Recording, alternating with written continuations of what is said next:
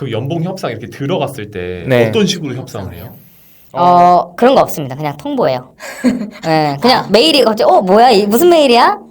봐야지. 대표님 메일 보내셨네. 김갑생님의 연봉은 올해 얼마입니다. 그냥 두 갈식으로 두 갈식으로 오고 그 아래 부연 설명이 있습니다. 정말 노력했고 최선을 다했으나 안타깝게도 회사의 사정과 저는 F&B 프랜차이즈에서 영업하고 구매 업무하고 있는 3년차입니다. 중소기업이죠. 스타트업. 중소기업에서 일하시고 계시는 우리 직원분 현직이니까 우리 오늘 중소기업의 어떤 현실에 대해서 한번 쭉 들어보도록 하겠습니다. 혹시 연봉 어느 정도 되는지 말씀해 주실 수 있나요? 역대 출연자 중에 가장 낮을 것 같은데 저는 3년 차인데 3,800입니다. 3,820도 아니고 3,800입니다. 상여금이나 성과급이 포함되어 있는 가격이에요? 아닙니다. 이건 기본 연봉이고 근데 작년에 상여금 없었습니다. 네, 작년에 그 회사에 재투자를 한다는 명목으로 상여금이 1도 안 나왔고 그래서 3,800만 원만 고스란히 지켰습니다. 한 달에 어느 정도 월급을 현금으로 딱 받으실 수 있는 거예요? 현금으로 통장에 들어오는 금액이 이번 달에 277만 원 들어왔어요. 작년이 그래도 한 280만 원이었을 것 같은데 올해 이제 그 건보료 오르고 오르면서 270만 원대로 강등당했습니다. 대기업은 보통 상여를 좀 더 더하거나 아니면 성과급을 기대하지만 이제 중소기업은 그런 건 전혀 없고 한 달에 277. 그 다음 복지 있나요? 간식 무제한. 무한 리필. 먹고 싶은 거 시키면 됩니다. 간식. 오늘 저희 짜파게티 먹고 왔어요. 연봉이 3,800이라고 하셨잖아요. 팀장이나 부장급들은 얼마 정도 받는지 대충 아세요? 대충 아는데요. 팀장급들 다 저랑 비슷하고요. 저도 팀장입니다. 저도 팀장이에요. 예. 그러니까 저희는 회사가 4년 된 회사예요. 그러니까 저는 3년 차면 이 회사에서 굉장히 어떻게 보면 원년 멤버라고 볼 수가 있습니다. 그래서 팀장급들은 다 해봤자 2, 3년 차들이고 그래서 연봉이 저랑 다 비슷한 급이고 부장은 한 4천 좀 넘는 것 같아요. 그 연봉 협상 같은 거를 따로 하는 시기나 이런 게 있나요? 네, 있습니다. 저 같은 경우는 사실 초봉은 3천이었어요, 들어갈 때. 회사 사정이 좋을 때, 한 번 연봉 협상했는데 20%가 올라서 3,600이 됐다가, 이제 아무래도 21년, 22년이 좀 어려웠지 않습니까? 그래서 21년엔 연봉 협상이 없었고, 작년에 이제 연봉 협상을 한 번 해서, 그래서 3,800이 됐습니다. 그럼 연봉 협상 이렇게 들어갔을 때 어떤 식으로 협상을 해요? 그런 거 없습니다. 그냥 통보예요. 네, 그냥 메일이 갑자기 뭐야 무슨 메일이야? 봐야지. 대표님 메일 보내셨네. 김갑생님의 연봉은 올해 얼마입니다. 그냥 두 갈식으로 두 갈식으로 오고 그 아래 부연 설명이 있습니다. 정말 노력했고 최선을 다했으나 안타깝게도 회사의 사정과 회사의 사업 확장을 위하여 최대로 올려줄 수 있는 퍼센테이지는 2%이다. 정말 노고에 감사드린다. 이상이다. 전달 끝. 그러니까 그냥 예를 들면 원래 일반 회사가 보통 이제 연봉 협상할 때 들어가서 너의 이 커리어 중에 너의 1년 중에 너의 성과는 이거고 너의 동료 평가는 이거고 이렇게 해가지고 쭉 하죠. 그래서 결론적으로 이건데 그냥 두 갈식으로 메일로 얼마 미안하다 끝 이렇게 된다는 거죠. 네, 미안하다 사랑한다. 그러고 그냥 급여가 아주 정말 가끔 박탈감이 옵니다. 급여가 단점이라고 해주셨는데 좀 자세하게 급여가 왜 단점? 작은 급여가 만족하는 사람도 있을 수 있잖아요. 270만 원이라는 돈이 사실은 막 엄청나게 적은 돈은 아니거든요. 일반적으로 봤을 때. 근데 이 급여가 왜 단점이 되는지 그거를 좀 설명해 주시면 좋을 것 같아요. 상대적인 거잖아요. 그래서 내가 만약에 내 친구들이 대기업에서 10이라는 일을 하는데 연봉은 100이 나옵니다. 근데 저는 15에서 20은 하는데 급여가 60입니다. 그리고 이제 여기서 오는 거죠. 나는 시간과 노력을 더 많이 투자했는데 거기서 나오는 아웃풋이 이거밖에 안 된다. 이게 중소기업의 단점이고 사실 이런 중소기업에 다니는 게 또 한 방을 노리고 오는 사람들도 있어요. 나중에 이 회사가 잘 됐을 때 어쨌든 내가 초창기 멤버로서 스톡옵션이라든지 그런 것들을 좀 얻을 수 있으니까 거기서 오는 그런 것들이 있겠지만 지금 현재 시점에서 봤을 때는 상대적으로 내 노력 대비 급여가 적다. 이제 순간순간 사람들하고 이야기할 때 그때 나도 모르게 움츠러드는 거죠. 급여 막 애들 얘기 나오는데 개 많이 받는데 생각을 하다가 이제 애들이 물어보면 나는 중소라서 좀 적긴 해.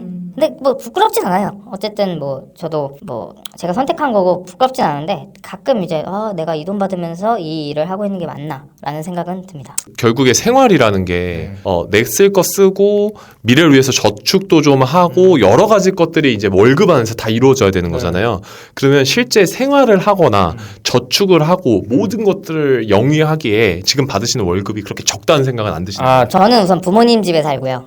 네, 자가는 아니지만 어쨌든 부모님 집에 살고 그리고 우선 이게 제일 커요. 예. 그리고 제가 저축을 좀 그래도 꽤 하는 편인데 제가 막 그렇게 뭐 사는 걸 많이 하지 않다 보니까 부족하진 않습니다. 사는데 부족하진 않지만 이게 사람이란 게 미래를 준비해야 되는데 나중에 이제 결혼이라든지 내 집 마련들을 생각했을 때는 그때는 조금 생각이 많아지죠.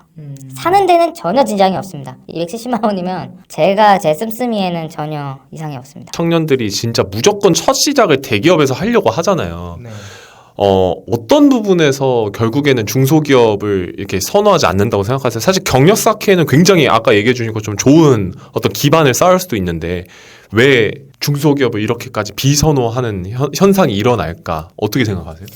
첫 번째는 요즘 청년들이 욜로가 많잖아요. 근데 지금 당장 뭐 나는 재밌는 걸 하고 싶고 그리고 내가 돈 많이 해서 뭐 차도 사고 싶고 막 한데 사실 중소기업 월급으로는 그런 사치스러운 생활은 불가능합니다. 사람들이 스타트업에 대한 거를 이제 많이 알게 됐어요. 그 조조소나 이런 그 드라마나 이런 컨텐츠를 통해서 중소기업의 현실에 대해서 좀 더 과장된 현실에 대해서 많이 알게 된 점도 분명히 있는 것 같고 그리고 사실 대기업은 복지나 그리고 그런 자부심 이런 것들은 전통 이런 것들은 또 무시할 수가 없는 부분이기 때문에 또 그런 것들을 되게 중요시 여기는 사람들은 중소기업을 기피할 수밖에 없다고 생각합니다. 그렇군요.